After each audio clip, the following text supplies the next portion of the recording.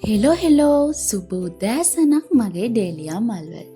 අදත් මං ඔයාලට ලස්සන බ්ලොග් එකක් අරගෙන තමයි එන්නේ. අදත් මාත් එක්ක වීඩියෝ එක ඉවර වෙනකම්ම එකතු වෙලා ඉන්න කියලා ආදරෙන් ඉල්ලනවා. හරි. අද මං ඔයාලට දවස් 2ක බ්ලොග් එකක් තමයි අරගෙන එන්නේ. මම මේ ලෑස්ති වෙන්නේ පෝය දවසට කලින් දවසේ යාළුවෝ ටිකක් හම්බෙන්න යන්න. අපි ෆිල්ම් එකක් බලන්න යන්න තමයි මේ ලෑස්ති වෙන්නේ. විස්තර කොහොමද කියලා වීඩියෝ එකේ ඉස්සරහට මාත් එක්ක රැඳිලා ඉන්න. මගේ හැම වීඩියෝ එකකම වගේ මං අදත් මට අනුව මගේ ජීවිතෙන් ලයිව් ටිප් එකක් ඔයාලත් එක්ක ෂෙයා කරගන්න. හරි. අපි අද ෆිල්ම් එකක් බලන්න යන්න කිව්වනේ ලෑස්ති උනේ. ළමයි අපි ෆිල්ම් හෝල් එක ළඟට ගියාම තමයි දන්නේ එදා ෆිල්ම් හෝල් එක වහලා. ඉතින් අපි ඊට පස්සේ ලොකු කඩචෝරුත් අරගෙන යාළුවෙක් ගෙනාපු ලොකු රඹුටන් මල්ලත් අරගෙන බීච් එක ළඟට ගියා. ඔය ඔයාලට පේන්නේ තංගල්ලේ බීච් එක. ටිකක් විතර ප්‍රසිද්ධ තැනක්. ඔයාලා දන්නවත් ඇති. ඉතින් මාත් එක්ක පොඩි කාලේ ඉඳලා හිටපු යාළුවෝ 3 දෙනෙක් එක්ක තමයි අද මේ ගමන ගියේ. මම ඔයාලට කිව්වේ ලයිව් ටිප් එකක් ෂෙයා කරන්නම් කියලා. මම ඒක මුලදිම කියන්න. අපිට හම්බෙන ඕන බැඳීමකට අවංක වුණොත් අපිට ඒ බැඳීම ගොඩාක් කල් පවත්වා ගන්න පුළුවන්. මම ඔයාලට කිව්වේ මේ යාළුවෝ චූටි කාලේ ඉඳලා ඉන්නයි කියලා. ඉතින් මේ බැඳීම් වලට අවංකව හිටපු නිසා තමයි අදත් කිසි කහටක් නැතුව අපි මේ බැඳීම් වල තාමත් ඉන්නේ. අද අපි 4 දෙනාම සාමාන්‍ය ජීවිතේ හොඳ තැන්වල ඉන්නවා. ඒ වගේම හැමදේම බෙදා ගන්නවා. අපි අපිට උදව් කර ගන්නවා වගේම අපේ යාළුකමට අපි අවංකයි. යාළුකම නෙවෙයි. ඔයාලගේ ජීවිතේ හම්බෙන මොන බැඳීමකට වුණත් ඔයාලා අවංක වෙන්න. ඉතින් එතකොට ඒ බැඳීමේ සාර්ථකත්වය 100ට 200යි. ඔන්නෝක තමයි අද මගේ වීඩියෝ එකකින් ගෙන ලයිව් ටිප් එක. පේනවනේ අපි කනවා, කය ගහනවා. මාසෙකට සැරයක්වත් මේ වගේ ලස්සන දවසක් අපි කාගේ ජීවිතවල තියෙන්න ඕනි කියලා මට හිතෙනවා. මොකද අපි ඉගෙන ගන්නවා, ජොබ් කරනවා, ඒ වගේ ගොඩාක් දේවල් ඇස්සේ මේ වගේ මානසික නිදහස උපරිමව තියෙන දවසක් අපි හැමෝගෙම ජීවිතවල තියෙන්න ඕන. අපේ අවුරුද්දට දවස් 365ක් තියෙනවානේ. ඒ 365න් අඩුම අපි දවස් 100ක්වත් මානසික සුවයෙන් ගත කරන්න ඕනේ. එහෙම වුණොත් අපිට මේ තියෙන ලෙඩ රෝග වලින් භාගයට භාගයක්ම සනීප වෙලා තියෙයි. නියපු දේවල් කකා බිබී ආගේ විස්තර කතා කර ඒ වෙලාව අපි උපරිම සතුටින් ඉන්නවා. අනිත් අය මොනවද හිතන්නේ කියලාවත් හිතන්නේ නැතුව. මං එහෙම කිව්වයි කියලා ඔයාලම් බලන්නකෝ.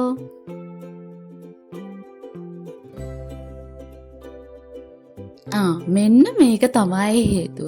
අපි කට්ටිය එකතු වුණාම ඔය මේ දවස්වල ට්‍රෙන්ඩින් යන TikTok මොනවා හරි කර කොහොම හරි ඒ දවස ඒ වෙලාව මතක තියෙන සතුටින් ඉන්න පුළුවන් වෙලාවක් කරගන්න තමයි උත්සාහ කරන්නේ. ඔයත් ඒ විදිහට ඔය ට්‍රෙන්ඩින් යන TikTok එකක් ඔයාලා දැකලා ඇතිනේ. අන්න ඒක තමයි අපි ඔය try කරේ. මං ඔයාලට මුලදිම කිව්වනේ අද මම vlog එකේ අරගෙන එන්නේ දවස් 2ක වීඩියෝස් තමයි මම අද ඔයාලට vlog එකෙන් අරගෙන එන්නේ. මම ඔයාලට කලින් පෙන්නුවේ පොය දවසට කලින් දවස. මේ තමයි පොය දවස. මම මේ ලෑස්ති වෙන්නේ පන්සල් යන්න. මට හරියටම මතක නෑ. මං හිතන්නේ මේ වෙසක් පොය දවසේ දන්සල් එහෙමත් තියෙනවා ඇති. බලමු අපිට දන්සලුත් හම්බෙයිද කියලා. අපි මේ යන්න ලෑස්ති වෙන්නේ නයිගල රජමහා විහාරයට. ඒක ප්‍රසිද්ධ ඓතිහාසික පන්සලක්. සමහරු නම් අහලත් ඇති. ඉතින් මම ඔයාලට ඉස්සරහට පෙන්නන්නම් වීඩියෝ එකේ ඒ විස්තරත් කොහොමද කියලා. කාලෙකින් ගෙදර හැමෝම එකතු වෙලා මෙහෙම යන දවස් වලට මම නම් හරිම ආසයි. ඉතින් මට ඔයාලටත් කියන්න තියෙන්නේ පවුලේ අය එකතු වෙන වෙලාවට මේ වගේ චූටි ගමනක් හරි දාගෙන ඒ දවස් විඳින්න අමතක කරන්න එපා. මොකද අපිට මොන දේ නැති වුණත් අවසානයේදී ඉතුරු වෙන්නේ අපේ පවුලයි ඒ පවුලත් එක්ක බැඳිච්ච ලස්සන මතක ටිකකුයි තමයි.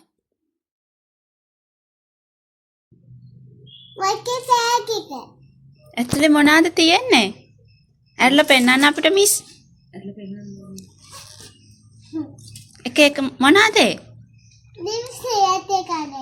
ඔව් තා මොනවද තියෙන්නේ? එක මට දෙන්න අල්ලගන්න. එකකින් ගන්න. ඒ මොනවද මිස්? අලලු. අගුල්. කියන්නේ කොල්ලබු.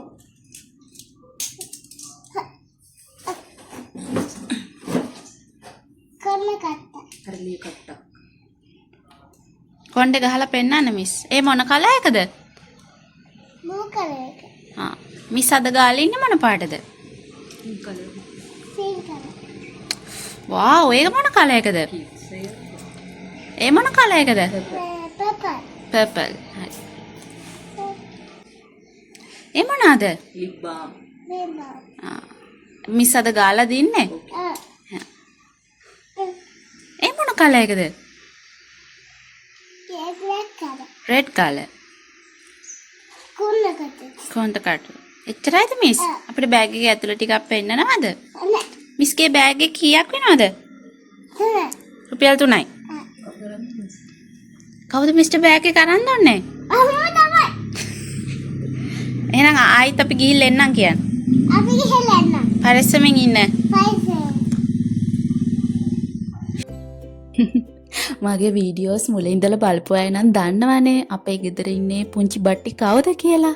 එයත් ඔය ලෑස්ති වෙලා ඉඳන් ඔය ගෙනියන බෑග් එක තමයි අපිට පෙන්නන්නේ. ඉතින් අපේ බඩි මල්ලියටත් කියලා බඩි මල්ලිය ඔයාලා දන්නවනේ කලින් වීඩියෝස් වලත් මම පෙන්නනවනේ. අපි කොහෙ ගිහින් ගියා එයා තමයි අපි එනකන් ගෙදරට වෙලා බලාගෙන ඉන්න එක්කෙනා. එයාටත් කියලා මේ තැන මතකද ඔයාලට? කලින් වීඩියෝ එක මම පෙන්නුවා අපේ තාත්තා මිදුලේ හදලා තියෙනවා කියලා. ඔන්න අදේ තැන මම ලස්සන්ට පැහැදිලිව පෙන්නනවා. එදා මම චූටි කොටසක් විතරයි ඔයාලට ඒ වීඩියෝ එකෙන් පෙන්නුවේ. හරි අපි දැන් අර කිව්ව ගමන තමා මේ යන්න ලෑස්ති වෙලා යන්න එළියට බහින්නේ.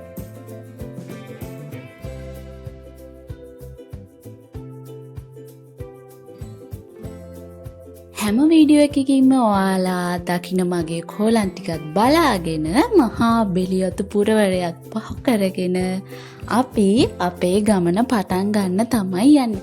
ඔයාලත් මාත් එක්ක පන්සලුයි දන්සලුයි යන්න එනනේ. හරි එන්න ගහනම් අපිට හාහා පුරා කියලා මුලින්ම හම්බුනේ කඩල දන්සලා. ඒක හරීම රහට තිබ්බා. ඔන්න වගේ කොලේක දාලා තමයි අපිට හම්බුනේ. මට නම් ඇත්තටම ඉස්සෙල්ලා යන්න ලැජ්ජ හිතුණා.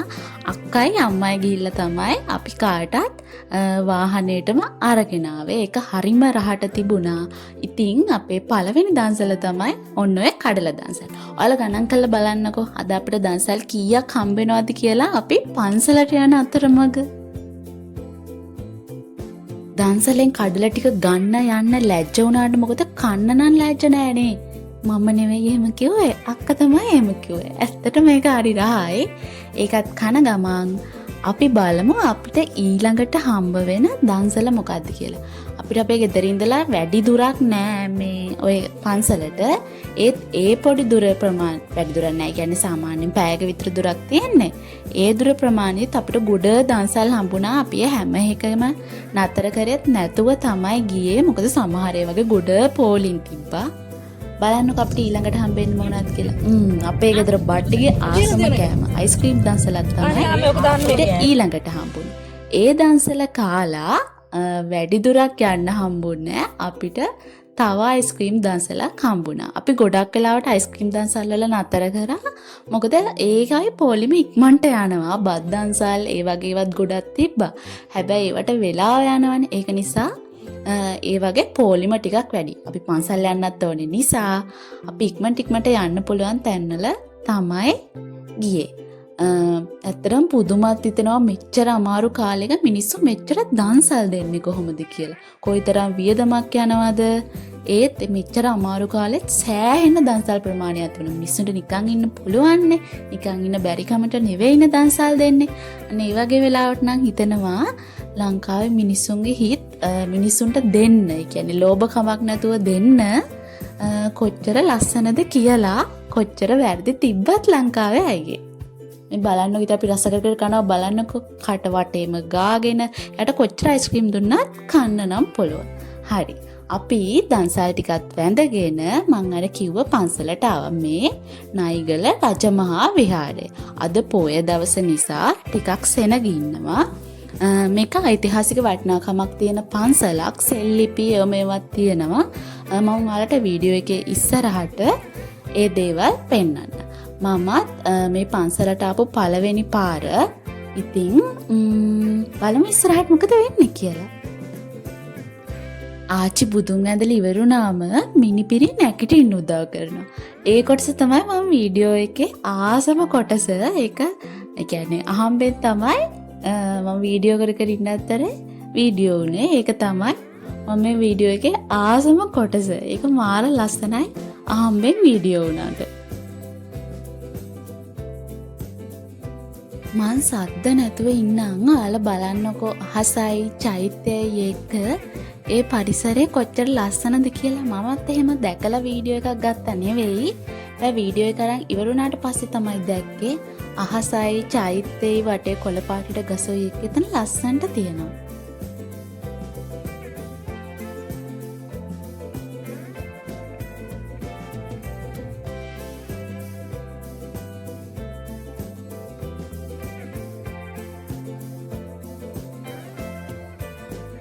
මං ඔයාලට කිව්වේ මෙතන ඓතිහාසික වටිනාකමක් තියෙන පන්සලක් කියලා.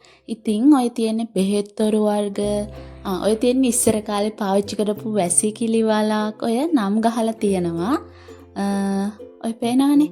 හැබැයි ඒවා හරියට සංරක්ෂණය කරලා නෑ. ඔහේ දාලා ඔය විදිහට තියෙනවා. දියසෙවල් බැඳිලා, ගස් කොළන් හැදිලා. එහෙම හරියට සංරක්ෂණය වීමක් නෑ. ඔය තමයි එතන ඒව ගැන තියෙන විස්තර දාලා බෝඩ් එකක් දාලා තියෙනවා. ගල් කණු තියෙනවා. කියන්නේ ඉස්සර ඔය පන්සලේ තිබිච්ච නටබුන් තමයි ඔය විදිහට ඔතන තියෙන්නේ.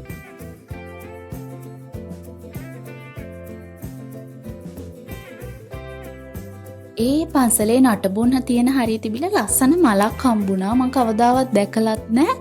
ඕකේ නම දන්නෙත් නෑ. හරිය ලස්සනයි. දන්න කෙනෙක් ඉන්නවා නම් කමෙන්ට් එකක් දාන්න ඒ මල් జాතිය මොනවද කියලා. පන්සලේ ඉතින් ලස්සනයි කියලා පැල අරන් එන්න බෑනේ. ඔයාලා දන්න කෙනෙක් ඉන්නවා නම් කමෙන්ට් එකක් දාන්නේ මල මොනවද කියලා. හරි. පන්සලේ බුදුන් ඇඳලා ඉවර වෙලා අපි ආයෙත් ගෙදර එන්න පිටත් වුණා. හෝ අපේ දන්සල් වැඳිල්ල තාම ඉවර නෑ හරිද? පන්සලේ වැඳලා ඉවර වෙලා අපිට පන්සල් ගිහින් එද්දිත් ආයෙමත් දන්සල් කීපයක් හම්බුණා. මේ ඉන්නේ අපේ ගෙදර පොඩි බඩ්ඩා. දොඩම් ගෙඩි දෙකක් තරම්වත් උස්ස නැති වුණාට මොකද ගෙදර ආදිපත්‍ය පතුරගෙන ඉන්නේ මෙයයි. මං අර ඉස්සෙල්ලා පෙන්නපෝ මෙයාගේ අක්කයි තමයි.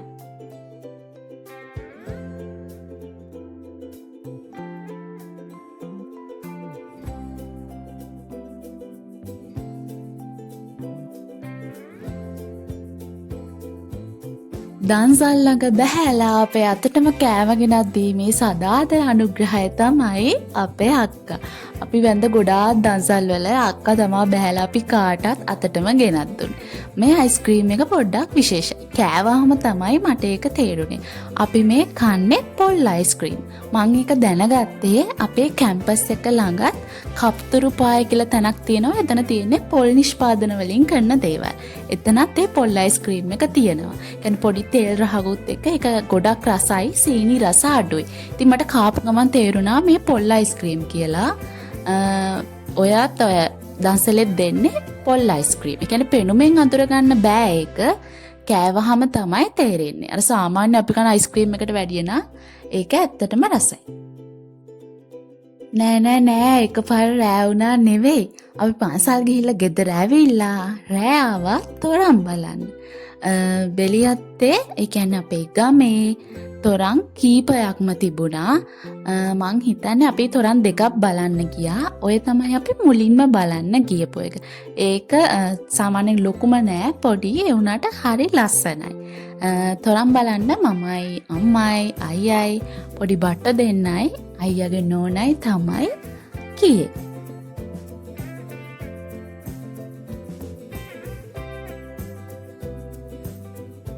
මේ තමයි අපි බලන්න ගියපු අනිත් තොරණ. මේක අරකට වැඩිය ලොකුයි ඒ වුණාට අරක තරම් ලස්සන නෑ. ඒතර තොරන් වලට අමතරව තව සෙල්ලම් ගොඩාක් තිබ්බා. පේනවනේ. මටත් ඒක දැක්කම ආසෙ හිතුණා. මං හිතුවේ ඒකේ චූටි ළමයිට විතරයි යන්න පුළුවන් කියලා. සාමාන්‍යයෙන් පොඩි බබෙක් යනවා නම් එයා තනියම ඕක යවන්න බැරි නිසා එයත් එක්ක කවුරු හරි බාරකාරයෙක්ටත් යන්න පුළුවන්. ඉතින් ඒ අවස්ථාව බට්ටිත් එක්ක යන්න හම්බුනේ මට තමයි. මම ඔයාලත් එක්ක බෙදා ගන්න ඕන නිසා අයියට කිව්ව පොඩි වීඩියෝ කොටසක් ගන්න කියලා. ඔයාලට චූට්ටක් පේනවා ඇති. මම පෙන්නන්නම්කෝ.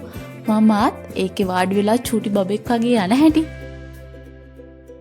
පොඩි ભેදයක් නෑනේ. ඔය වගේ දෙකේ චූටි වෙලාවකට උනත් මාර සතුටක් දැනෙන්නේ. ඔය 4 වෙනි බ්ලොග් එකේ තමයි මමයි බබයි ගියේ. ඔයාලට චුට්ටක් පේනවා ඇති. වීඩියෝ කරන්න දීපු කෙනා ඉතින් වීඩියෝ කරපු හැටි තමයි. හරි මට ඔයාලට තව දෙයක් කියන්න තියෙනවා. මට එදා සර්ප්‍රයිස් එකක් හම්බුණා. සර්ප්‍රයිස් කියන්නේ මට කවදාවත් එහෙම ලැබිලා නෑ. මම ආසාවෙන් ටෙඩිය කණේ අයියමට අරන් දෙන්නකෝ කියලා නිකමට වෙන්නේ කියනවා මම වාලේ කිව්වේ බබාලට එක ඒවා ගන්න ගියපු වෙලාවේ. ඊට පස්සේ අපි වාහනේ පාක් කරපු තැනට ගිහලා වාහනේට නගිනකොට අයියා ඒක අරගෙන වාහනෙන් ගෙනල්ලා තියලා. ඉතින් මම ඔයාලට අන්තිමට පෙන්නන්නම්කෝ. මේ දවස්වල ප්‍රසිද්ධ කාටුන් එකක් තමයි මට ටෙඩි බෙයා විදිහට හම්බුනේ. ඉතින් අද වීඩියෝ එක මම මෙතනින් ඉවර කරනවා. ඔයාලා මාත් එක්ක එකතු වෙලා වීඩියෝ එකේ අන්තිම වෙනකම් බැලුවට ගොඩාක් ස්තුතියි. ඒ වගේම තමයි මම YouTube වලට අලුත් කෙනෙක් මම්මගේ අඩුපාඩු හදාගෙන ඔයාලට ලස්සන වීඩියෝස් ඉස්සරහට අරගෙන එන්න. ඉතින් එහෙනම් මගේ ඩේලියා මල් පරිස්සමින් ඉන්න.